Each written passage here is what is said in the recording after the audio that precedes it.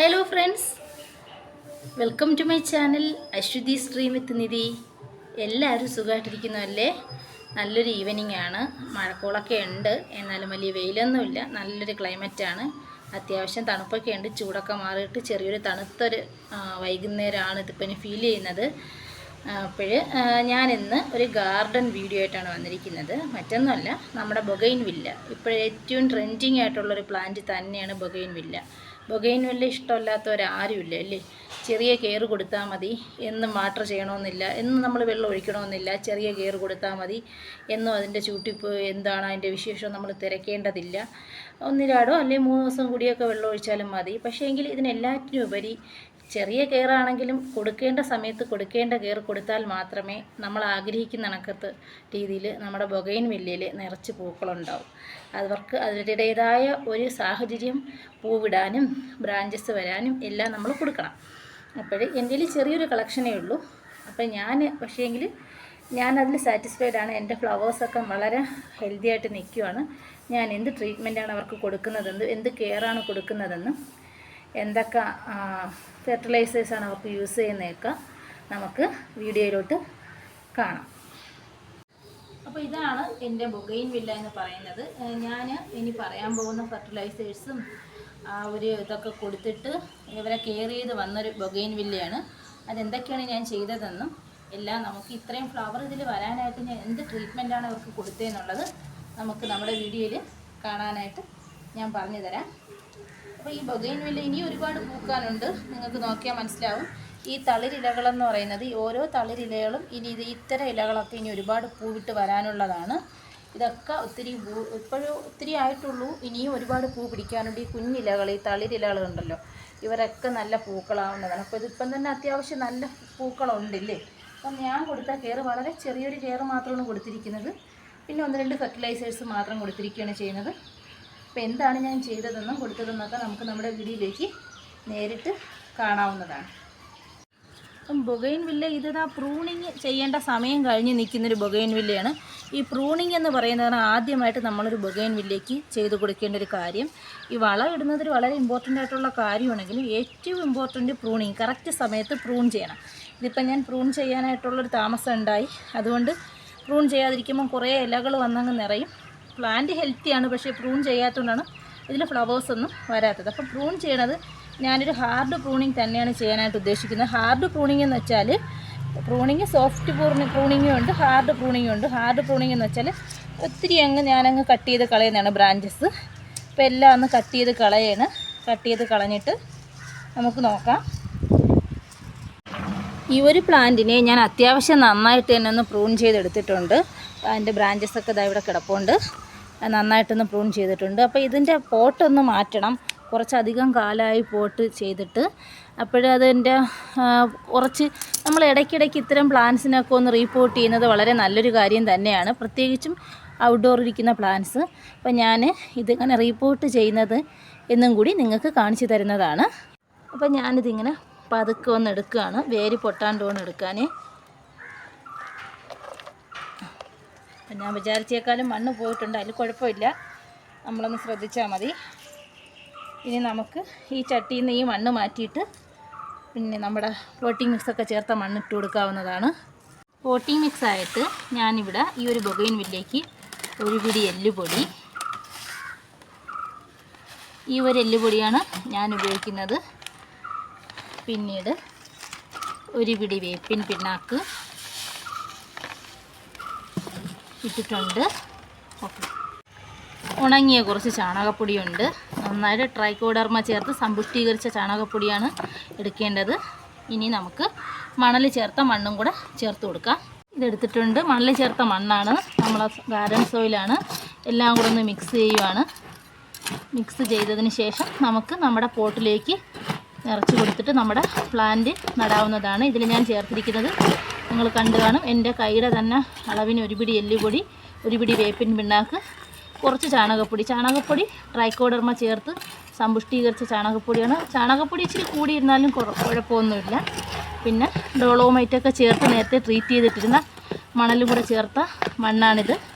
പിന്നെ നമ്മുടെ ബൊഗൈൻ വില്ലയ്ക്ക് ഏറ്റവും നമ്മൾ ശ്രദ്ധിക്കേണ്ടത് വെള്ളം ആ ചട്ടിയിൽ തങ്ങി നിൽക്കാനായിട്ട് അനുവദിക്കരുത്. പിന്നെ എന്നും നമ്മൾ വെള്ളം കൊടുക്കണമെന്നൊന്നുമില്ല. ഒരു ദിവസത്തിൽ 6 മുതൽ 8 മണിക്കൂറെങ്കിലും വെയിൽ കിട്ടുന്ന സ്ഥലത്ത് ചെടിച്ചട്ടി അല്ലെങ്കിൽ ചെടി നിൽക്കാനായിട്ട് ഒരു സൗകര്യം നമ്മൾ ഉണ്ടാക്കി കൊടുക്കണം. എന്നാൽ മാത്രമേ നന്നായിട്ട് ഫ്ലവർ ചെയ്യത്തുള്ളൂ. ഞാൻ ആദ്യമായിട്ട് കുറച്ച് ഉണങ്ങിയ പില്ലും കരിയിലയും കൂടെയാണ് ഇതിൻ്റെ അകത്തോട്ട് വെക്കുന്നത്. എന്നിട്ട് നമുക്ക് കുറച്ച് മണ്ണ് അതിലോട്ട് ഇട്ട് കൊടുക്കാവുന്നതാണ്. ഇനി നമുക്ക് നമ്മുടെ ചെടി അതിൽ വയ്ക്കാം.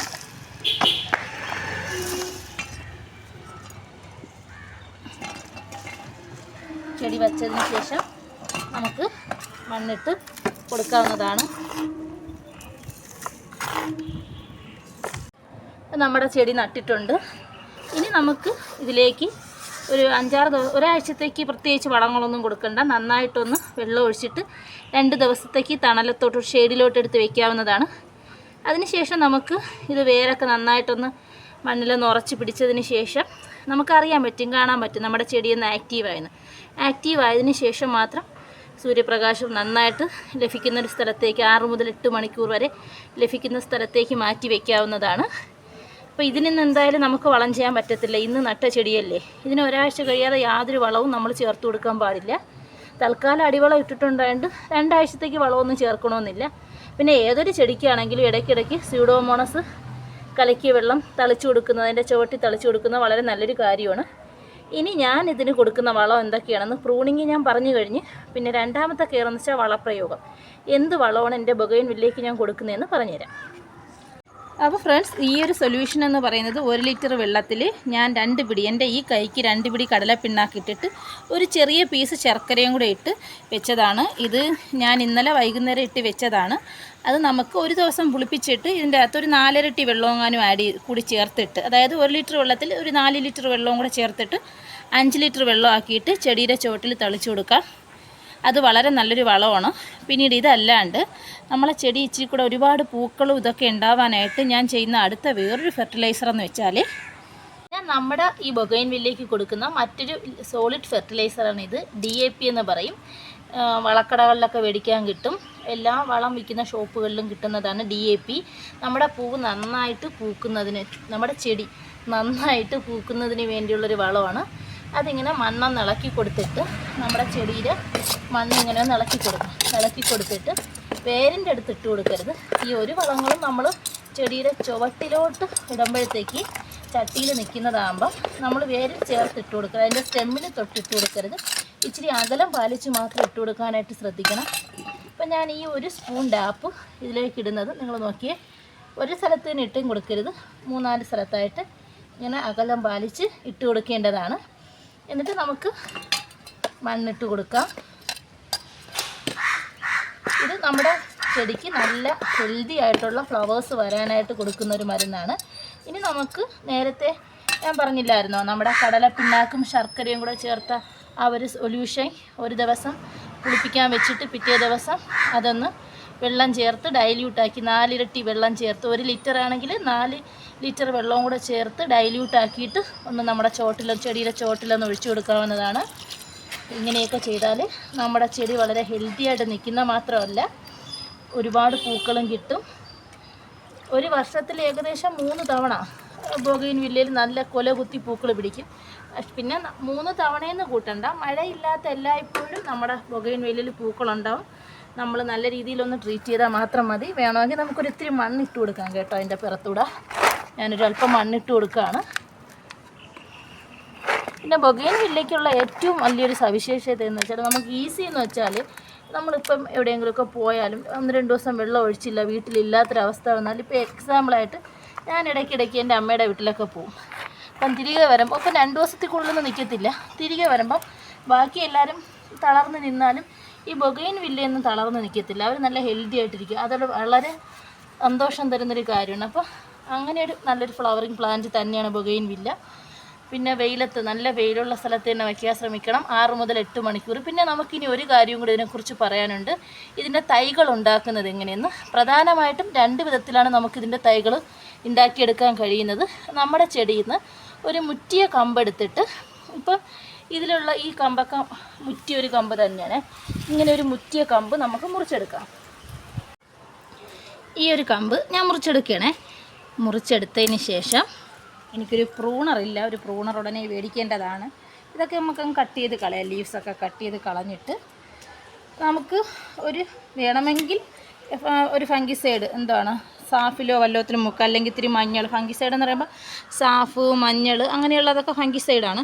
അതിൽ മഞ്ഞളിൻ്റെ ഒരു ചെറിയൊരു സൊല്യൂഷനിൽ ഈ വേരിൻ്റെ അഗ്രം ഒന്ന് ഇതാക്കാം, അല്ലെങ്കിൽ സാഫിൽ മുക്കാം. അതല്ലെങ്കിൽ നമ്മുടെ കറ്റാർ വാഴയുണ്ടല്ലോ, കറ്റാർ വാഴയുടെ ഇലയിൽ ഇങ്ങനെ ഒന്ന് മുക്കിയിട്ട് ചെയ്യാം. ഞാനിവിടെ ചെയ്യുന്നത് നമ്മുടെ കറ്റാർ വാഴ ഉണ്ടോ അതിൻ്റെ അകത്തോട്ട് ഈ ഒരു വെട്ടിയ പോർഷൻ ഇങ്ങനെ അമക്കി വയ്ക്കുകയാണ്. അമക്കി വയ്ക്കുമ്പോഴത്തേക്ക് അമർത്തി വയ്ക്കുമ്പോഴത്തേക്ക് ഇത് നമ്മുടെ ചെടിക്ക് പെട്ടെന്ന് വേര് വരാനായിട്ട് സഹായിക്കും. ഇത് ഇനിയും പൊട്ടിച്ചിട്ട് അതങ്ങനെ ഇരുന്നോട്ടെ, കറ്റാർ വാഴേൻ്റെ തണ്ട് അങ്ങനെ ഇരുന്നോട്ടെ. നമുക്ക് നമ്മുടെ മണ്ണിലോട്ട് ഈ ചെടിയെ ഈ ഒരു പീസങ്ങ് കുത്തി നിർത്താവുന്നതാണ്. ഞാനിതാ ഇങ്ങനെയങ്ങ് കുത്തി നിർത്തുകയാണ്. എന്നിട്ട് ഒരു സ്വല്പം മണ്ണ് എങ്ങനെയും ഇട്ട് കൊടുക്കുകയാണ്. ഇനി ഒന്ന് കൈവെള്ളം ഒന്ന് തളിച്ചു കൊടുത്താൽ മതി. കുറച്ച് ദിവസം കഴിയുമ്പോഴത്തേക്ക് എടുത്ത് നോക്കരുത്, വേര് വന്നാന്നിങ്ങനെ പൊക്കിയെന്നെടുത്ത് നോക്കരുത്.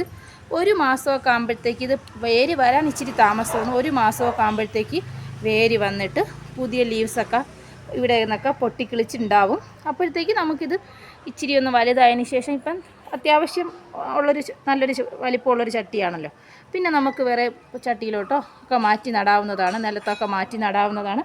ഞാൻ അങ്ങനെ ചെയ്ത് വെച്ചതിൻ്റെ ഒരു റിസൾട്ട് കാണിച്ചു തരാം. അപ്പോഴും ഞാൻ നേരത്തെ പറഞ്ഞില്ലേ, അങ്ങനെ ഞാൻ വേരിങ്ങനെ കറ്റാർ വാഴേൻ്റെ ലീഫിൽ കുത്തി നിർത്തി ഇതിനകത്തോട്ട് ഇങ്ങനെ ഫിക്സ് ചെയ്ത് വെച്ചിരുന്നതാണ്. ഇത് ഏകദേശം ഒരു 2 മാസം ആവാറായാണ്. നിറയെ പുതിയ ലീവ്സൊക്കെ വന്നിട്ടുള്ളത് കണ്ടോ. അപ്പോൾ ഇങ്ങനെയാണ്. ഇത് നമുക്ക് വേണമെങ്കിൽ ഇത് നല്ല ചട്ടി തന്നെ, വലിയ ചട്ടി തന്നെ. ഇനി റിപ്പോർട്ടൊന്നും ചെയ്യേണ്ട കാര്യമില്ല, വളമൊക്കെ ഇട്ട് കൊടുത്താൽ മതിയാവും. പിന്നെ അവർ ഹെൽത്തി ആയിട്ട് വളർന്നു വന്നോളും. അപ്പോൾ ഇതാണ് ബൊഗെയിൻവില്ലയെക്കുറിച്ചുള്ള എൻ്റെ വിശേഷങ്ങൾ. അപ്പം നിങ്ങൾക്ക് ഇതെല്ലാം കണ്ടിട്ട് ഇഷ്ടപ്പെട്ടെന്ന് വിചാരിക്കുന്നു. ഞാനിതിൻ്റെ ഇത്രയും കെയറൊക്കെ ഞാൻ ചെയ്ത ഒരു ബൊഗെയിൻവില്ലയാണ് നേരത്തെ ഞാൻ കാണിച്ചത്, നിറയെ പൂക്കളായിട്ട് നിൽക്കുന്നത്. അതായത് നമ്മൾ നടുന്ന സമയത്ത് പോട്ടിംഗ് മിക്സായിട്ട് എല്ലുപൊടിയും വേപ്പിൻ പിണ്ണാക്കും ഡോളോമൈറ്റ് ഇട്ട് ചേർത്ത മണ്ണ് തന്നെയാണ് ഞാൻ എപ്പോഴും ഡോളോമൈറ്റ് ട്രീറ്റ് ചെയ്ത മണ്ണ് തന്നെയാണ് എപ്പോഴും ഉപയോഗിക്കുന്നത് എൻ്റെ ചെടികൾക്ക്. അപ്പോൾ നടുന്ന സമയത്ത് പോട്ടിംഗ് മിക്സായിട്ട് മണൽ, എല്ലുപൊടി, വേപ്പിൻ പിണ്ണാക്ക്, ട്രൈക്കോഡർമ ചേർത്ത് സമ്പുഷ്ടീകരിച്ച ചാണകം, ഇത്രയാണ് ചേർക്കുന്നത്. അടിവളമായിട്ട് ഏത് ചെടി നട്ടാലും ഞാൻ ആദ്യം അതാണ് കൊടുക്കുന്നത്. പിന്നീട് അത് കഴിഞ്ഞതിന് ശേഷം ഇങ്ങനത്തെ ഫ്ലവറിങ് പ്ലാന്റ്സ് ആണെങ്കിൽ കടല പിണ്ണാക്കും ശർക്കരയും കൂടെ ഇട്ട് പുളിപ്പിച്ചത് സൊല്യൂഷൻ ഡൈല്യൂട്ട് ചെയ്ത് ഒഴിച്ചു കൊടുക്കും. പിന്നെ റോസ് അങ്ങനെയുള്ള ചെടികൾ, ഇങ്ങനെ ഫ്ലവർ തരുന്ന ഇങ്ങനെയുള്ള ബൊഗെയിൻവില്ല അങ്ങനെയുള്ള പ്ലാന്റ്സിന് പിന്നെ നമ്മൾ ഇടയ്ക്കിടയ്ക്ക് ഇങ്ങനെ ഡാപ്പ് ഇട്ട് കൊടുക്കും. അപ്പോൾ ഇതൊക്കെയാണ് കെയർ. പക്ഷേ നമ്മൾ ഏറ്റവും ശ്രദ്ധിക്കേണ്ടത് കറക്റ്റ് സമയത്ത് തന്നെ പ്രൂൺ ചെയ്യണം. പിന്നീട് അവർക്ക് നല്ല സൂര്യപ്രകാശം കിട്ടുന്ന സ്ഥലത്ത് തന്നെ അവരെ സൂക്ഷിക്കാനായിട്ട് ശ്രമിക്കണം. ബൊഗെയിൻവില്ലയ്ക്ക് എന്നും വെള്ളം കൊടുക്കേണ്ട കാര്യമില്ല. 2 ദിവസവും 3 ദിവസവും കൂടിയേക്ക് മാത്രം വെള്ളം ഒഴിച്ചാൽ മതിയാവും. അപ്പോൾ ഫ്രണ്ട്സ് നോക്കിയേ, ഞാൻ കറക്റ്റ് സമയത്ത് പ്രൂണിങ് ചെയ്യാത്തതുകൊണ്ട് എൻ്റെ അടുത്തുള്ള ദേഷ്യത്തിൽ ഒരുപാട് നീണ്ട് വളർന്ന് വന്നിട്ട് ഫ്ലവേഴ്സ് ഉണ്ടായതുകൊണ്ടാണ്. എനിക്കിതിപ്പോൾ എന്തായാലും പ്രൂൺ ചെയ്ത് കളയാനായിട്ട് തോന്നുന്നില്ല. ഈ ഫ്ലവർ ഒന്ന് ഉണങ്ങിയിട്ട് പ്രൂൺ ചെയ്തിട്ടൊന്ന് റിപ്പോർട്ട് ചെയ്തെടുക്കാമെന്നാണ് ഞാൻ വിചാരിക്കുന്നത്. അപ്പോൾ നോക്കിയേ, എന്നാലും 2 കളർ ഫ്ലവേഴ്സിലുണ്ട്, വൈറ്റും ഉണ്ട്, മറ്റേ കളർ എൻ്റെ പേര് പിങ്ക് എന്നാണ് ഞാൻ പറയുന്നത്. നിങ്ങളിനി എന്തോ പറയുന്നതെന്ന് എനിക്ക് അറിയത്തില്ല കേട്ടോ. ഈ കളർ എൻ്റെ പിങ്കാണിത്. എനിക്ക് കളറുകളൊക്കെ പറയുമ്പോൾ ഭയങ്കര ബുദ്ധിമുട്ടാണ്, തിരിച്ചൊക്കെയാണ് പറയുന്നത്. അപ്പം കണ്ടില്ലേ.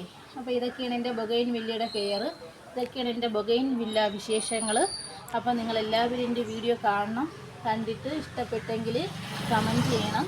പിന്നീട് ഫ്രണ്ട്സിനൊക്കെ ഒന്ന് ഷെയർ ചെയ്ത് കൊടുക്കണം. എൻ്റെ ചാനൽ സബ്സ്ക്രൈബ് ചെയ്യണം. അപ്പോൾ മറ്റൊരു അടിപൊളി വീഡിയോ ആയിട്ട് അടുത്ത ദിവസം ഞാൻ നിങ്ങളുടെ മുന്നിലേക്ക് വരുന്നതാണ്. അതുവരെയും have a nice day to all. Good bye.